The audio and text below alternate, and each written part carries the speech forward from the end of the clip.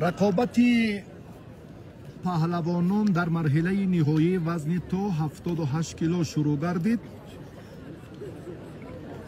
قایم شکرانوف اصلا زاده ناحیه درواز است و از دسته دوشنبه یک امروز هنرنمایی دارد. حریفی او انوشیروان میزرابزاده نایم تا کنون کار بهتر رو هم انجام نداد.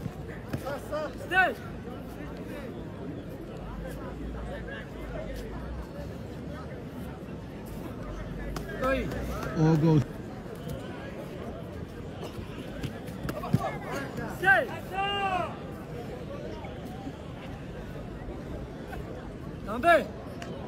انوشیروان آگاهی داشت، تنبیه گرفت.